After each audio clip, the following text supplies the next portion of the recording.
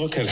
Šovakar studijā zvērnāts advokāts RSU docētājs Linards Muciņš, kurš 1991. gadā, būdams LPSR augstākās padomes deputāts un likumu par čekas likvidēšanu autors, arī piedalījies kartotēkas pārņemšanā. Un žurnālists un publicists Lato Lapsa, kurš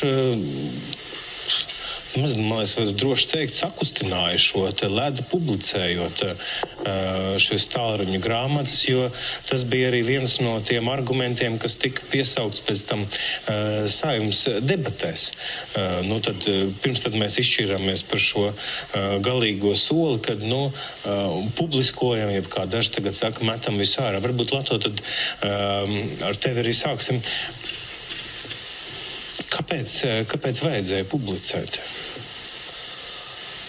Es laikam piedaru pie tās cilvēku daļas, kas varbūt vecmodīgi, bet uzskata, ka kaut arī visiem zināms, ka zināšanas nepadara cilvēku laimīgāku, bet cilvēkiem ir vienkārši tiesības zināt un neatkarīgi no tā, ko kāds domāt par iedomātām nacionālajām drošībām un ko tik vēl nē, bet savu vēsturi jāzina tie cilvēki, vēl jau vairāk tie cilvēki, kas turpina strādāt šajā valstī un vadīt šo valsti, kas vieniem ir šī valsts, otriem ir mūsu valsts. Šie cilvēki ir jāzina, viņu nopelni pēdiņās ir jāzina, jānovērtē. Un kas gan var tomēr būt labāks par grāmatas formu. Es domāju, kādēļ šī patiešām pēc būtības telefona grāmatas publiskošana varēja kļūt par tik lielu lietu, lai to pat minēt debatēs. Tur bija tas izteikums tāds, es nepateikšu, kurš deputāts to teiks, par ko te mēs runājam, ja galu galā daļai šī informācija jau ir pieejama, tad ejam līdz galam. Man tas viss, protams, bezgala silda sirdī, jo tik augstās domās par saviem nopelniem es neesmu, bet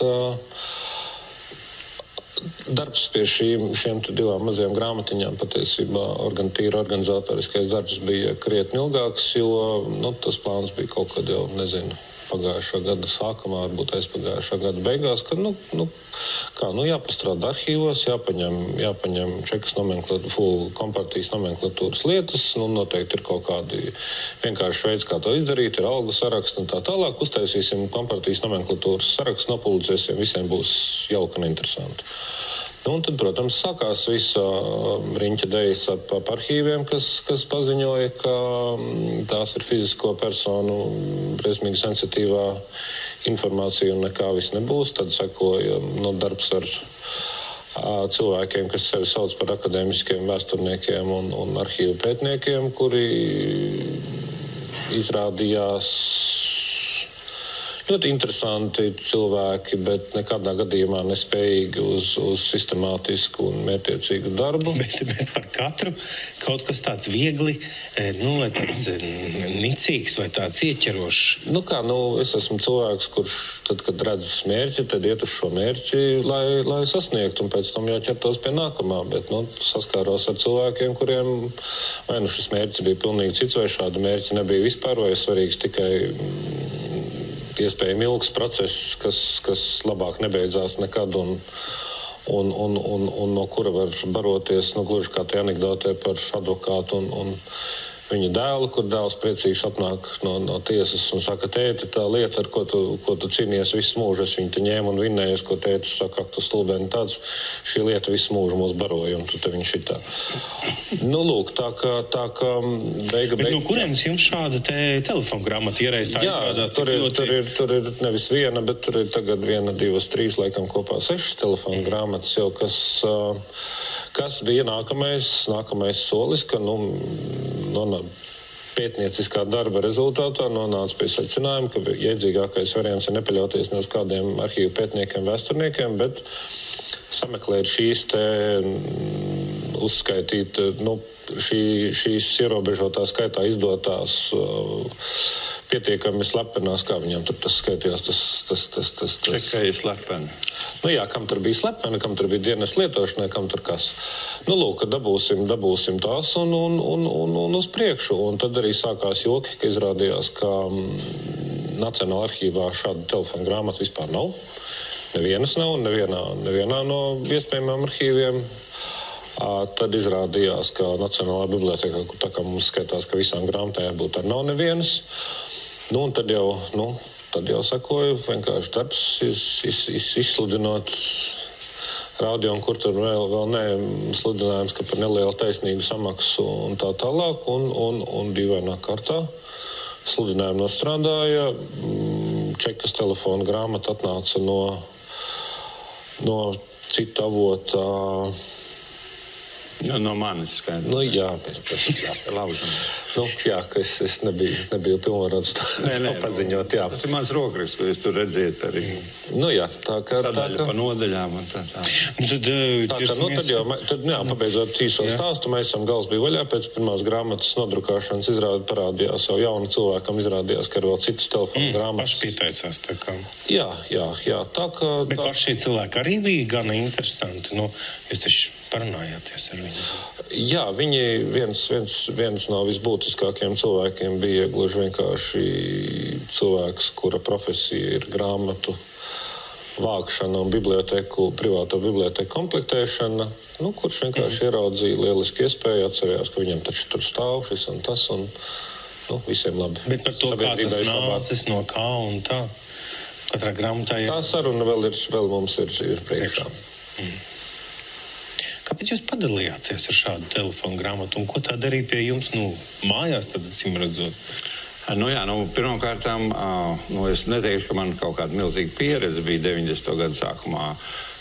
Atcerēsimies, man tad, tikko pat vēl nav 30 gadu tajā brīdī, es ierodos pie Čekas durvīm, skatos un, kā sākt tās lietas. Tad man tā ideja radās, kā sākt. Ko jūs man varat iedot? Ne jau jūs man tur varat slepens dokumentus iedot vai ko, bet es teicu, tad dodat šurp savu telefonu grāmatu. Tad es izspiedu no viņiem to telefonu grāmatu, kaut kā arī viņai ir tur grifs slepeni. Viņas viss ir numurēts un rakstīts, kam ir izdodas, bet tad es tur veicu, pārunas ar vajadzīgiem cilvēkiem, sazīmēju tās struktūrvienības, jo mums jau bija. Tā jau tikai nebija stūrmāja. Mēs taču vēl apmēram 20 objektus pārņēmām no Čekas. Ja? Tas jau nebija tikai māja, tas jau nebija tikai maisi un tā tālāk. Tas bija daudz plašāks. Tepatās blakus ielā mums ir ekonomikas zinātniskais pētniecības institūts valsts plānu, kur, kurš parūpējās ar mūsu tādu tautieti priekšgalā, kas bija valsts plāna un priekšsēdētājs. Lai tā Čeka būtu apgādāta arī ar skaitļošanas mašīnām. Siemens, viena mašīna augšā strādāja, trešā stāvā, viena stāvāja pagrabā Pērsas ielā 2, un tad viņas bija kabeļiem savienotas, un naktī, kad zinātnieki, pētnieki, ekonomisti gulēja, tad varēja 7 dienas brīvdienās un 24 stundas varēja Čeka strādāt ar šo skaitļojumu mašīnu. Tāpat tās taču mums ir izlūkošanā, un Rīgas pilsētas nodaļa atradās aiz stacijas, kas tā mums tur Krievu rakstnieku ielām tur ir, un vēl. Tā kā mums tās vietas, izsekošanas daļas, Mēnesi iela, tepat tās Brīvības iela un tā tālāk stacijā. Kā notika tad vispār šo dokumentu pārņemšanu?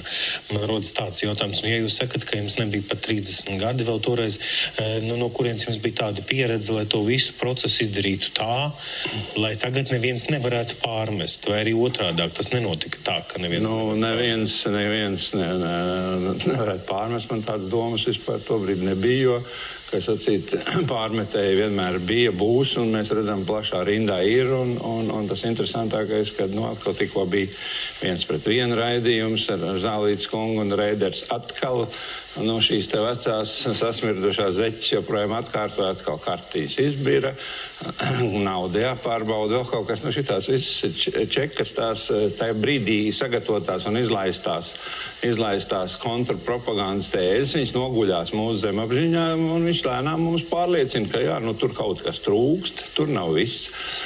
Bet mums ir zinātniskā komisijā cilvēki, kuri tomēr iekļūt tajā pa spīti vaizītim tajā, kā saka, sābā pastrādāja ar tām kartotēkām un ir izdarīt savu secinājumu. Es būtu ļoti priecīgs, ja jūs viņus uzaicinās, tad viņums pastāstīs konkrēti Stepēna kungs konkrēti, kurš strādāja ar kartotēku un ir arī ziņojums komisijā sniedzis un tā tālāk. Par mani vadīja viens princips, tikai es nedomāju par to, lai man kāds nepārmest un lai es tur kaut ko zinātniski vai pētnieciski vai juridiski pareizi izrīkotos.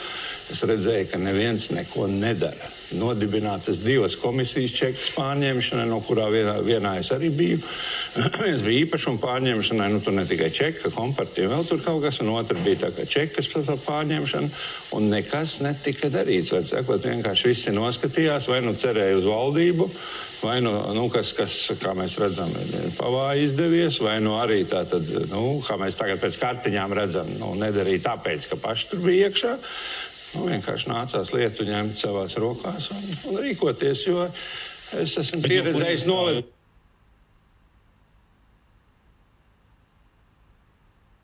Bet kurienes izpratni par to, ka tas ir tik nozīmīgi un vai toreiz jau bija izpratni, ka tas būs nozīmīgi arī vēlāk? Jā, bet šāpām, pirmkārtām tātad tajā laikā, par ko tātad dažādi PSRS tautas deputāti, dažādi zinātņu akadēmijas prezidenti, universitāšu rektori sapņoja, ka šis laiks starp 4. māju un 21. augustu būs mūžīgs un ilgi turpināsies, ka mēs ražosim kaut kādus mistiskus kooperatīvus, ko Gorbačovs atļāva, un ka mēs caur tiem kooperatīviem brauksim uz ārzemēm, vedīsim ārā kaut kādus savus metālus vai ko, un tad mēs tur varēsim paspiegot, kā to čeki iedomājas. Tad cilvēki domāja, ka tas notiks mūžīgi un bezgalīgi, un nomenklatūra un čeki, kas jau tur, protams, veidojās nacionālā, kā to saka, kompradoru buržuāzija kaut kā tāda veidojās arī, kur, protams, konfliktēja ar to Maskavas Krievu kompradoru, atkal otrā daļa un tā tālāk.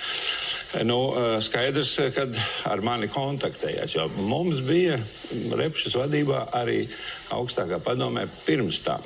Pirms puča nodibināta tāda VDK saistību komisiju. Mēs tur neko milzīgi daudz nebijām padarījuši, kaut kādas papīrus mēs tur savācām un tā tālāk, bet pie mums griezās cilvēki, jo braukāja arī no Maskavas pie Godmaņa. Un tātad, kā mēs tagad dzirdam no viņa atmiņām, kuras, protams, ģenerālis tur pasaka stāsta savā grāmatā, jo ne jau ar lauku advokātu, kas atbraucis pa deputātu no Liepāja, pēkšņi ģenerālis veda sarunas pa čekas, kā saka, pārņemšanu, tā tālāk. Skaidrs, ka viņš ar Godmanu spriež, tā tālāk. Bet man liekas, ka Tautas frontē bija viennozīmīgi nostāja, ka mēs čeku nepārņemsim, tā kā tās visas tās runas, runas jau vienmēr var būt, bet mēģināja mums visādus nolikumus, teiksim, man nesa, kā es biju juridiskā komisijā, tad man nesa dažādas nolikumus, kā varētu to čeku kaut kā, tad ieņemt arī pēc tam, kad tā valdība jau bija izveidojusies, un tur nebija ne Johansons, ne Čeka, kad, varētu kaut kā veidot dažādu nolikumu, tad ko mēs atstāsim, tad kaut ko tādu līdzīgi konfederācijai, tad robeža apsardzība, finanses, nauda, aizsardzība, ārlietas padomju savienībai, tad pārējais viss ir tā kā mūsu, kaut ko mums taču vajadzēja dot. Skaidrs, ka ja tas pučs nebūtu noticies, tad tā lieta būtu turpinājusies, bet, mūsu visavi informātori, nevajag aizmirst to, kuri mums pateica, kas ir čekas darbības sirds, un viņi uzskatīja, ka šis te ir čekas darbības sirds. Viņi teiks, jūs pārņemsiet daudz dažādas materiālus, jūs pārņemsiet deltu, jūs pārņemsiet vēl kaut ko. Bet jūs jau visur lasīsiet knābis ziņoja to, knābis ziņoja šito, Pēters ziņoja šito, Namējs ziņoja šito, Avotiņš ziņoja šito, Kārkliņš ziņoja šito, bet jūs jau nezināsiet, kas tas knābis tāds ir. Tad tieši šī kartoteka ir tā sirds? Es domāju, ka jā, un ar to ir pareizi sākt, jo citādāk mēs nespējam lasīt jau to, kas šodien stāv. Rauciet uz kino foto, uz to arhīvu un lasat tur. Mums ir viens video, kas ir ierakstīts no sarunas ar Alfredu Rubiku, arī atsaucoties uz jau jūs pieminēto Johansonu kungu par to, tās ir tās vecās zeķis, kuras jūs teicāt, ja? Varēja vai nevarēja kompromitēt šo te dokumentu kopojumu, kas atrodas tajos čekas maisos. Paskatīsimies video. Tālāk Johansons raksta par to, ka spriežot tā, ka, vai varēja būt tur kaut kas pielikts klāt, vai nevarēja būt klāt. Viņš saka, kartiņas tie maisi bija aizzīmogoti. Un viņš atbild tiem, kas tādas jautājumus uzstāda. Viņš saka, jā, maisi bija aizzīmogoti, bet no augšas, bet apakšā bija šuve, kuru varēja attaisīt vaļā un izdarīt visu, ko grib, un pēc tam aizšūt. Un tā pieņem dokumentus, un uz šitām lietām tagad mēs tiešām apvainojam cilvēkus, kurš varbūt nemaz nav bijis vainīgs. Jūs padomju armijā neesat dienējuši, es esmu dienējis padomju armijā. Visi maisi ir speciāli sagatavoti šādām vajadzībām ar šuvēm uz iekšu. Visas šuves ir iekšpusē un augšpusē tas mais arī ļoti redzams. Ir fotogrāfijas publicētas, kur es demonstrēju šos maisus. Jā, protams, kad viņi ir augstākā padomē ar speciāliem penālīšiem, ar kociņiem, ar padziļinājumiem, kur to laku pilināt iekšā, kā pareizi tas striķīts jāsasien. Tas viss ir reglamentēts. Tad jau vispadoms ir gan daudz, protams, tiek izzakt, ieroči tik noliktavās izzakt, ja jau tā viss notiktos ar vissvarīgāko LPSR, kā sacīt, noslēpumu. Jā, tātad šie ir meli. Skaidrs, vai mēs toties redzam visu kartotēku šobrīd no tā, kas ir publicēts internetā, jo bija arī studijā prezidents Valdis Zatlers, kurš no sarunas ar kuru izrietēja, ka iespējams tā daļa, kas pēc tam turpinājuši sadarboties jau ar neatkarīgās Latvijas drošības dienestiem, ka tie tomēr netiks darīti pieejami publikai. Pirmkārt, likums to neatļāva. Likums pateica, ka viss ir jānodod visā pilnībā. Ja kāds grib sēdēt cietumā no sāba, tad lai viņš tam gatavojās, jo es personīgi piekrītu Lapas kunga tēzei, ka drošības dienesti ir pārāk lielu varu ieguvuši Latvijas valstī un pārāk savu spēlīt spēlē, teiksim. Tas ir viens. Otrs, tātad, kaut kā jūs vienmēr intervējiet cilvēks, kur vispār nav ne tūmā bijuši čekas maisiem, tātad Rubiku, Zatleru, vēl 10, bet jūs vienīgais, ko jūs attaicinat, tātad maksimums, ko jūs atļaujaties, jūs no zinātniskās komisijas attaicinat viņu priekšsēdētāju un ar tādu tur varbūt puslaiciņu. Mani. Es neesmu bijis tagad iekšā, bet es iesaku jums Stepenu kungu runāt, kuri bija tur iekšā sābā, kuram tur to nedēļas divas, cik tur viņam ļāva pastrādāt. Tā taču bija ņirgāšanās. Tā bija atnāk sāba uz cilvēktiesību komisijas sēdi un pasaka, nē, mēs jums nedosim čekas virsnieku, darbinieku sarakstus. Jā, mums tādi ir, mēs jums nedosim. Tāpēc jau tas muļķīgais ieraksts likumā parādies, par ko visu pasauli tagad smiesies, ka likumā nosaka, mēs publicēt čekas telefongrāmatu. Tur bija rakstīts likuma projektā, ko Kirsteina kungs iesniedz deputāts. Tur bija skaidrs rakstīts, tad čekas virsnieku kartotēku, lūdzu, uz galda. Un viņi nekaunīgi skatās acīs visai komisijai nošpļāvās, un komisija, kurā, acīm redzot, arī puses ir sāba kaut kāda aģenti vai vēl kaut kas, domāsim, kā gribam. Tātad, ja jau Zatlers tā durvis pavēra vaļā, un viņš jau ir Nacionālās drošības komisijas padomas priekšsēdētājs bijušais, ne jau es, tad, ja viņš to zina tā, tad, acīm redzot, tur kaut kāda vēl sēdēja no veciem čekistiem. Bet jums pašam nav sajūtas, ka nav publicēts viss, vai ir publicēts viss? Jums jau arī jūs saprotiet, te ir tas zinātniskais, jā un nē. Pirmām kārtām tad līdz 21. vai kuram tur augustam čeka darbojās. Pirms mēs atnākam un pārņemam šo kartotēku. Tātad, ja viņi tur līdz tam laikam, bet nomirst cilvēks, taču varēja nomirt 19. augustā, aģents. Neaizlieks, jā. Jā, aizņem, tad viņš ir jāizņem ārā no kartotēkas. Žurnālā jāieraksta, ka viņš ir nomirs. Tātad mums ir žurnāli, tūlītās līdz 1. maijā tiks publicēt žurnāli, mēs varēsim sēdēt un salīdzināt katru kartiņu žurnālu un pateikt, trūkst vai netrūkst. Es domāju, ka sāpes nav tik muļķis, ka tādā veidā viņi savus 30 pārvarvētos aģentus izgaisnās, ka mēs vienkārši salīdzinot žurnālu ar kartiņām konstatēsim, kur tad tie 30, kas strādā šobrīd uz zābu. Mums runātājiem studijā teica interesantu lietu, kas man tā nešķiet, bet tā tika teikts. Tātad, ka tas ir numurs un tas ir žurnāls, ko tālāk jau totalitārismu seku dokumentēšanas centrā. Pareizi, tad, kad mūsu zinātniskā komisija pieprasīja, kā jums var 20... Bet jūs runājat, acīm redzot, varbūt par šo... Nē, šis ir aģenta lietas numurs. Tad tas ir rakstīts. Nomera Ļičneva ģela personiskās lietas numurs 20 000... Kuru numuru jūs runājat salīdzināšanai kartiņām? Par šo bez šaubām. Un ar šo arī. Jo tad, kad mūsu komisija ieradās, viņi taču ieraudzīja šausmu lietas. Viņi ieraudzīja, ka atvainojot 27 gadus stāv kartiņas, kuras nav numurētas, un tad viņi tikai ķērās un ar zīmolu sanumurē. Jo katru lietu taču, tur taču viss sev sauc pār. Mēs esam beiguši vēsturniekus, mēs esam arhīvu speciālisti arī tajā totalitārismu centrā, kas ir Sāba sastāvdaļa, kurai vajadzēja pētīt 27 gadus. Kāpēc tad radās tā mūsu komisija? Tāpēc, ka 27 gadus netika kaut kas pētīts, viss štati tika lēnām pārkačāti uz Sābu, un tai pašā laikā pārņēma Sāba ideoloģiju, ka kaut kas mums 20-30 dēļ, ko mēs pārvērvēsim, mums tagad ir pārējie, kā sacīt, jāslēp 4, 5 vai 10 tūkstoši. Tā taču ir cūcība pret Latvijas vēsturi un pret tiem, kas ir cietuši. Kāpēc jūs visu laiku gaudojat un ņematies par tiem čekas aģentiem? Bet runājiet taču par tiem cietušiem.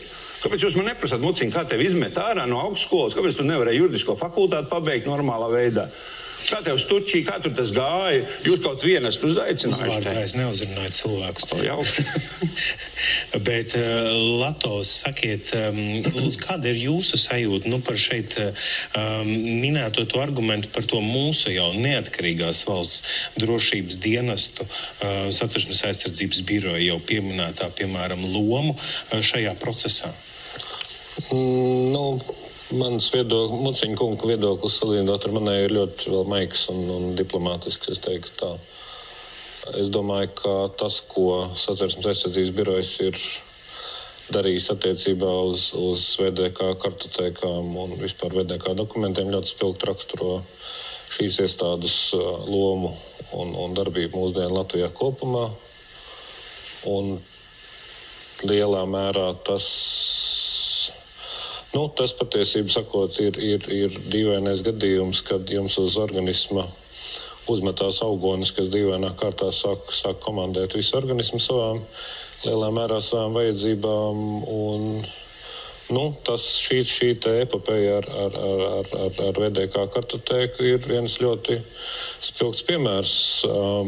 Es nekad neesmu redzējis no tā cilvēka, proti Jāņa Maizīša, kas tagad ir Satversmes aizsardzības biroja direktors un pirms dabīja ģenerālprokurors, es nekad neesmu, un es medijos strādāju diezgan sen, es nekad neesmu dzirdējis no šī cilvēka tik, es teiktu, vienkārši histēriskus, publiskus paziņojumus, ne par vienu tēmu, ne par kaut kādām slepkavībām, ne par visu to, kas bija viņa kā ģenerālprokurora atbildības joma, ne tur par oligarhu arestiem, ne tur par visu, kā